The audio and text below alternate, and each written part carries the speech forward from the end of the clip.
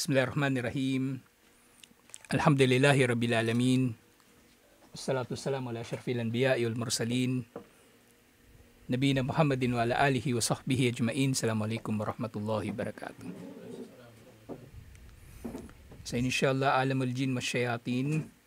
Sa tinatalakay na natin tinatawag nilang Rijalul Ghaib. Yung mga tao ng kababalaghan o mga nalilingid. At pinantatawag ito doon sa mga jin o mga demonyo na nakikipag-ugnayan sa mga tao, na gumagawa ng kababalaghan para sa mga tao. Na syempre, yung serbisyo nila na yun ay mayroong kapalit. Kailangan magtatambal kay Allah o lalapastangan kay Allah ang gumagawa nito, waliyadu billah. So nababanggit ulit doon sa Tahawiyah. Thumma qala mubayyinan hakikati haula'i wa atba'uhum. Pagkatapos sinabanggit ang katotohanan tungkol sa mga tao na ito na nagpapakita bilang o nagpapakilala bilang Rijalul Ghaib at yung kanilang mga tagasunod. Wal haqqu anna haula'i min atba'i syayatin. Ang mga tao na ito na sumusunod sa mga Rijalul Ghaib ay mga sumusunod lamang kay Satanas. Si Satanas talaga yung kanilang mga sinusunod o sinasamba o ginagawan ng serbisyo. Wa anna Rijalul Ghaib humul jin. At ang mga Rijalul Ghaib na ito, sila yung mga engkanto. Uyasammuna rijalan, at tinatawag silang rijal. Rijal, di ba, kalalakihan? Katulad sinabi ni Allah, wa annahu kana rijalun minal insi yauduna birijalim minal jinni fazaduhum rahaka. Meron daw kalalakihan sa Quran kasi, tsaka sa mga hadith, minsan binabanggit lalaki.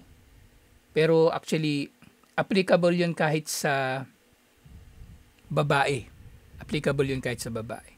Bawa ngayon dun sa hadith, doon sa sab'atun yudilluhumullahu fi yawmin la dhilla illa dhilluhu. 7 na pasisilungin ni Allah sa araw na walang lilim, liban na lang sa lilim ni Allah. Di ba kabilang doon sa pasisilungin? Post ko pala yun kahapon. Rajulani tahabba fillah. Yung dalawang lalaki daw na nagmamahalan, alang-alang kay Allah. Tinukoy doon lalaki, pero kung babae sila, dalawang babae, applicable pa rin yun. O kahit lalaki tsaka babae, mag-asawa, ganun, applicable pa rin yun. Applicable. Walang kumbaga, binanggit lang yung rijal kasi pangkalahatan Pangkalahatan. So, ganun kapag tinutukoy yung rijal. Kasi meron daw mga tao, nakabilang, o meron ng may mga tao na nagpapakupkop sa mga engkanto. At ang mga engkanto na ito ay walang dinudulot liban na lang na karagdagan na takot. Karagdagang takot o karagdagang kasalanan pala. Karagdagang kasalanan. Dinaragdagan lang sila ng kasalanan. Hindi naman nagdudulot sa kanila ng anumang pakinabang o kasamaan. Kasi walang darating sa kanila na pakinabang o kasamaan liban na lamang sa kagustuhan ni Allah. Nabanggit na nga rin natin ito na nababanggit sa mga tafsir na ang ginagawa ng mga engkanto, di ba, tatakutin nila yung mga tao. Tapos kapag yung mga tao gumawa ng ilang mga bagay na pinag-utos nila, hindi nila tatakutin yung mga yun. So isipin ng tao, totoo nga yung pinapagawa sa kanya. Epektibo. Kaya nga yung mga sa iba't ibang kultura, yung di ba sa Tagalog, tabi-tabi po. Sa mga Ilocano may ganun din eh. May mga nire-recite din silang mga parang orasyon kapag dadaan sila sa ilang na lugar. Mga liblib na lugar. Na kumbaga, yung tabi-tabi po, neutral pa yung meaning niya eh. Neutral pa yung meaning niya. Na kumbaga, dadaan ka na wag ka sanang makapinsala sa mga jin. Pero mas tama, pag dadaan tayo sa lugar na kumbaga kinatatakutan na natin na maaaring mayroong jin na mapipinsala. Kasi posible naman eh. Magdikir. Bismillah, a'udhu billahi minasyaitonir rajim. A'udhu bi kalimatillahi tamat, mga ganon, yun ang pinakamainam. Pero meron kasi mga nire-recite yung mga tao na mapapaloob sila dito sa pagpapakupkop na sa mga jinn. O sasabihin nila, wag nyo kaming pinsalain, wag nyo kami sasaktan, wala kaming masamang pakay. Yun yun. Kumbaga, hindi na siya mainam na sasambitin. Wa illa fal insu yu'nisun ay yashhaduna wa yarawun. Wa innama yahtajibul insu ahyanan. So dahil daw yung tao ay nakikita ng mga engkanto, pero yung mga engkanto hindi man nakikita ng mga tao. Itong mga tao na may sabwatan sa mga engkanto, so kabilang doon sa mga kababalaghan na dinudulot ng mga engkanto sa kanila na magagawa nila,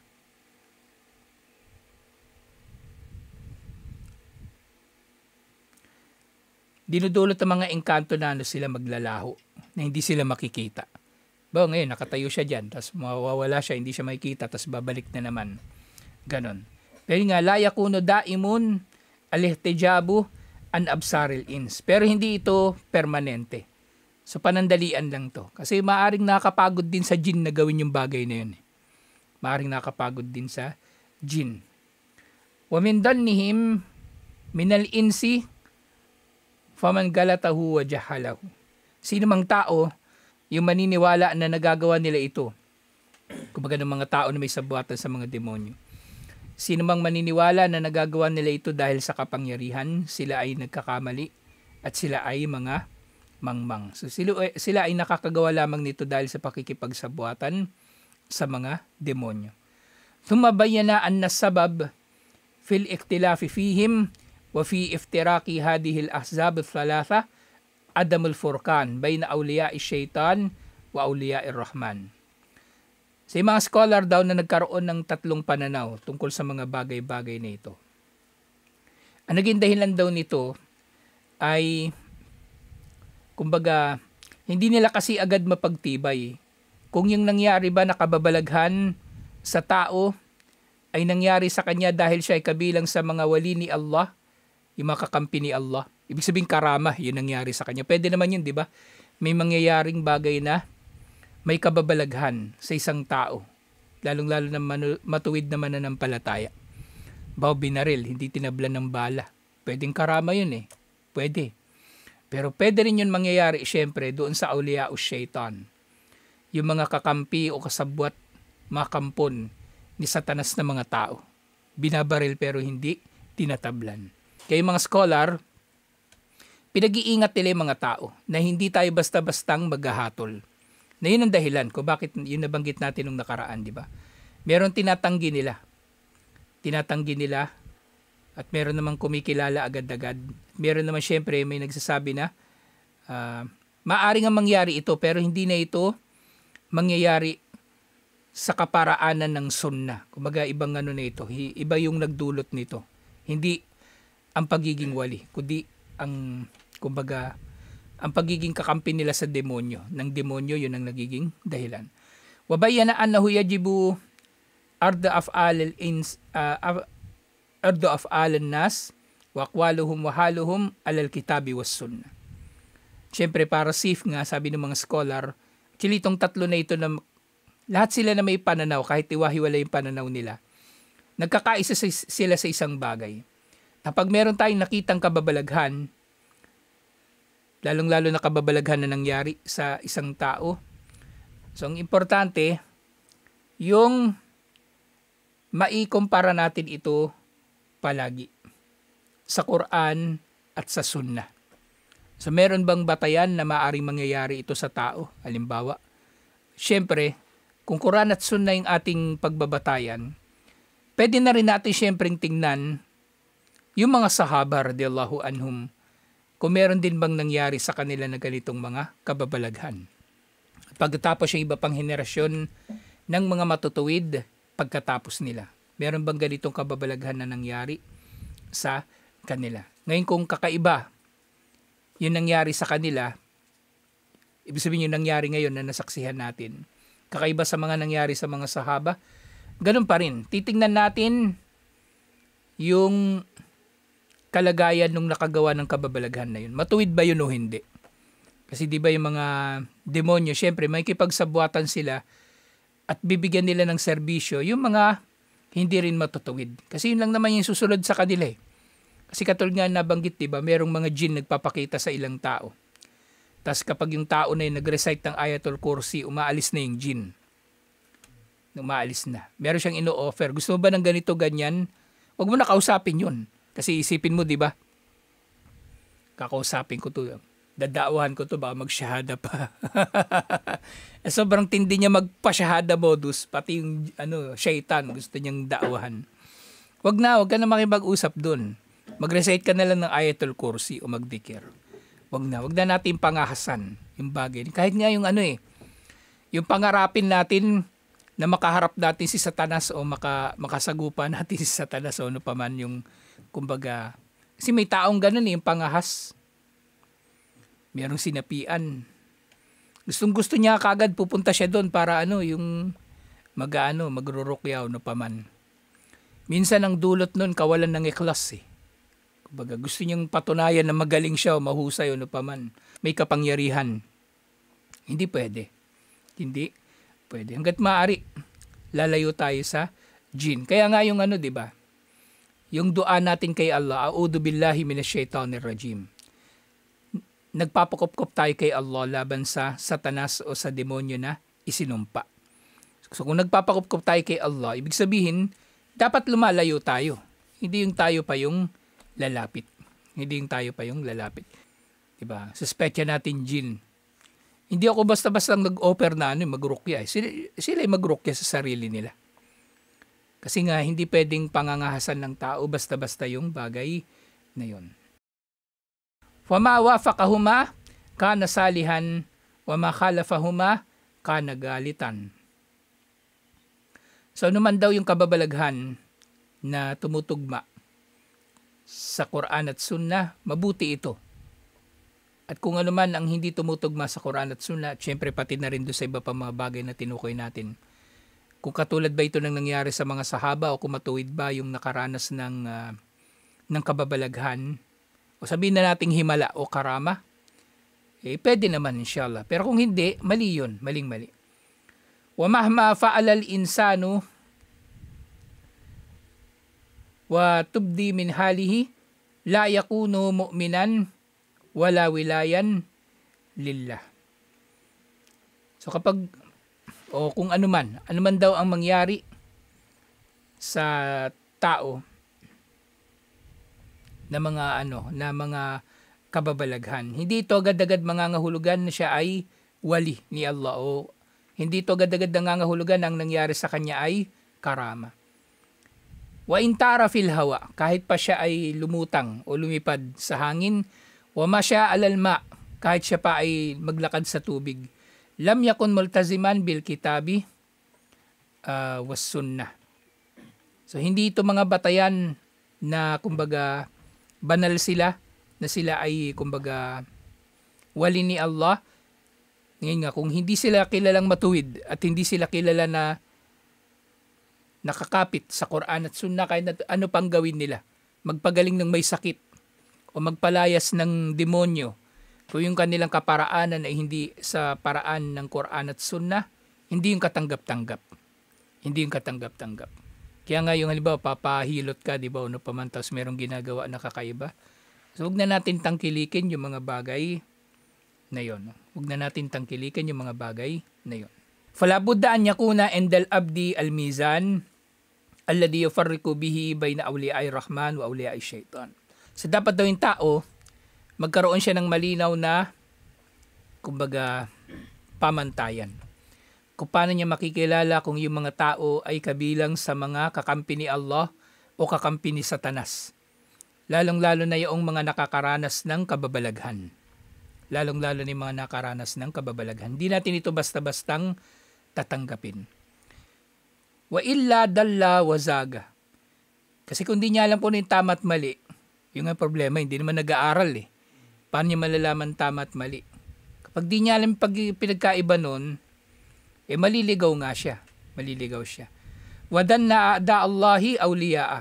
At baka akalahin pa niya, yung mga kalaban ni Allah ay kakampi ni Allah. Diba? Hindi pwede. Wahadal mizanu huwal kitabu was sunnah. At ang timbangan na ito, na dito natin titimbangin ng lahat. Kung yung mga nangyari ba na kababalaghan na yun ay galing kay Allah o galing sa demonyo, ang Quran at ang sunnah. Faida kanal abdu multaziman bihima fani'em wa illa fa innahu laysa ala shay. Kung yung tao raw na nakaranas ng kumbaga kababalaghan ay kabilang sa matutuwid, mainam nga ito. Maaari nating iugnay yun kay Allah. Kasi maraming pwedeng bagay na may iugnay sa, kumbaga may tuturing na natin na mahimala o kababalaghan. Na imposibleng mangyayari, liban na lang syempre sa kapangyarihan ni Allah, di ba? Naligtas ka sa disgrasya. So yun, maaring yun, di ba? Isipin natin, ano talaga yun? Karama. Ngayon, i-apply natin sinasabi ni Sheikh. Pwede ba mangyayari yung karama na yun ayon sa Quran at sa Sunnah? Pwede. Kasi sa Sunnah lalo na, daming batayan, di ba, nangyari sa mga sahaba na nagkaroon ng mga karama. Nagkaroon ng mga himala. Kasama man nila si Propeta Muhammad sallallahu alaihi wasallam o kahit pagkatapos na mamatay si Propeta Muhammad sallallahu alaihi wasallam. Natalakay na natin ito doon sa naunang parte ng mga ng pagtalakay dito. Halimbawa niyan yung si Ummu Ayman, yung yaya ni Propeta Muhammad sallallahu alaihi wasallam. Kumbaga nakaranas din siya ng karama nung pagkatapos na nilang nagmuslim. So pwede mangyayari yung karama, pwede. Ngayon, kung alam pa natin na yung tao na yun na nakaranas ng karama ay matuwid, so tama nga, maaring ang karama yun. Pero kung hindi, wala yung anumang kahulugan. Wala yung anumang kahulugan. Halimbawa na lagay natin sa natin ngayon, sa konteksto ngayon, may nadisgrasya. Patay lahat. Siya lang buhay. Tapos yung tao na yung mananampalataya. Meron bang dahilan para isipin natin na maaring karama yun? So, posible na karama. Kasi kabilang sa mga napagtibay na nagpapahaba ng buhay mula sa mga hadith, yung pagsasadaka, paggawa ng mabuti o kawang gawa, ganun. At alam natin yung tao din, halimbawa, nga talaga, mapagbigay. Nagsasadaka siya. So, maaari natin isipin, karama yun, karama. Kung alam nating kumag, hindi nga nagsasala tapos siya lang yung buhay, walang kahulugan yun. Wala yung kahulugan. Hindi pwedeng pagmamalaki na kita nyo, mahal pa rin ako ni Allah kahit hindi ako nagsasala. Walang ganun.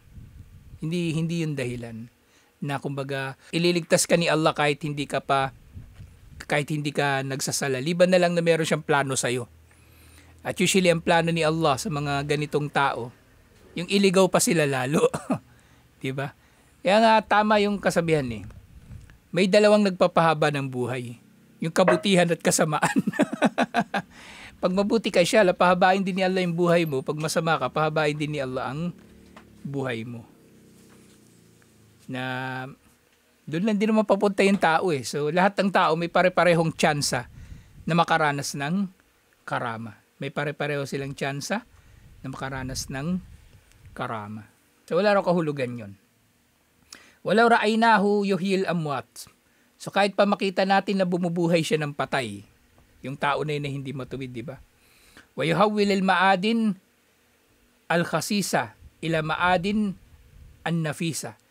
At kahit pa gawin niya na yung bakal na kumbaga walang masyadong halaga.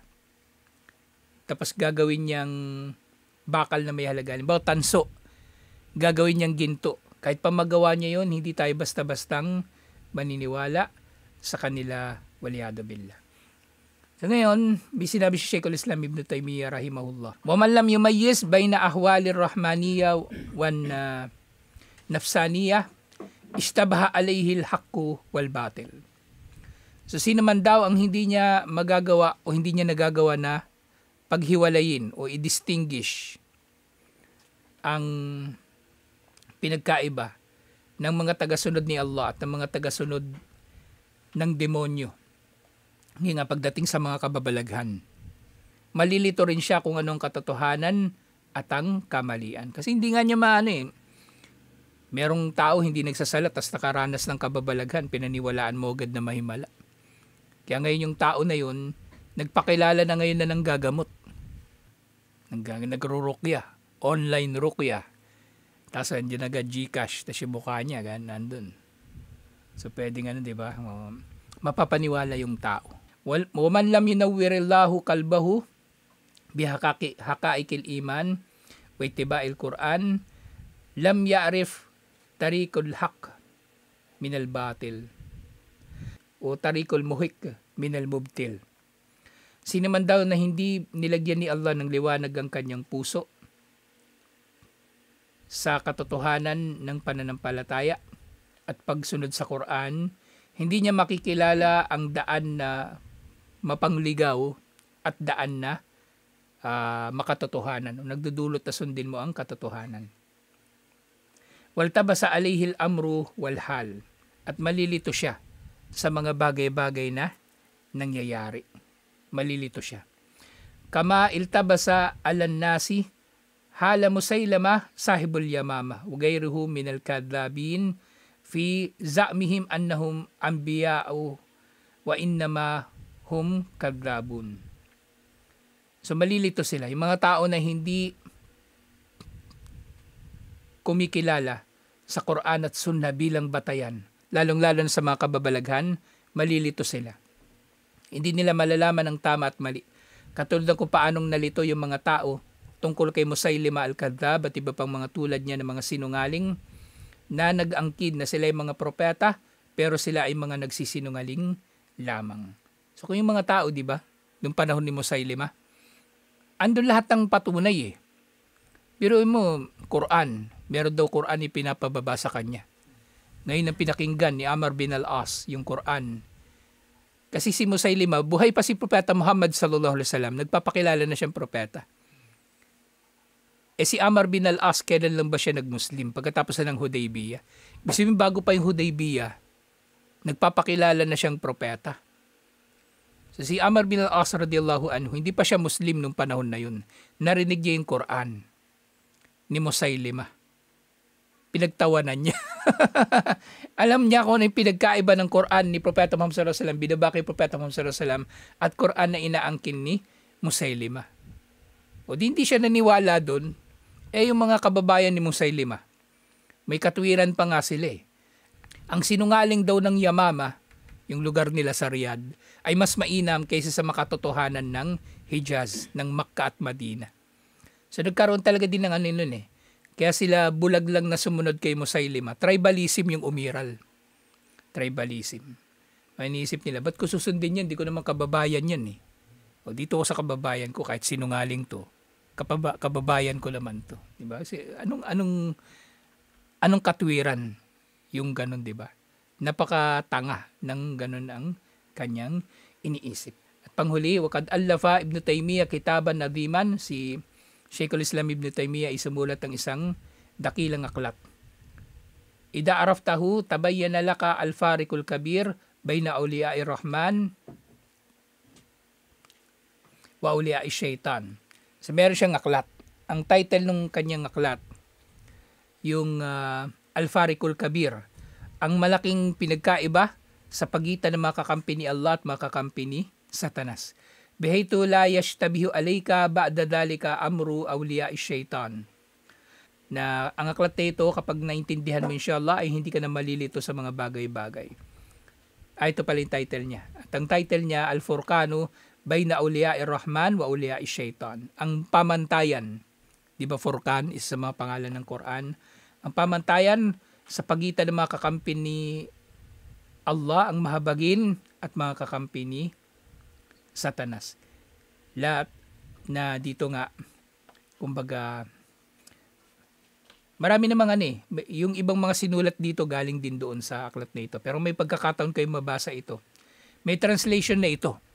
Meron din itong soft copy na available na. May kopya yata ako nito eh. Pero magandang aklat ito. Pero yung masyadong makapal yun eh. Pwedeng ito yung basahin nyo na lang. Nasaan na yan? May libro din yan. Ito. Yan. Ito, maganda to. Mga gin. Ang mura pa yan nito no, no? Binigay lang sa akin ito eh. Galing pa to ng Sharura. 35 reals. Pero pinatungan pa nga nila ito eh. Ano na ito? Kasi presyo ito nung doon sa lugar nila. Eh kung sa Darussalam ito noon, baka 25 reals doon sa mismong Darussalam. Ayan, binigay lang sa akin to eh.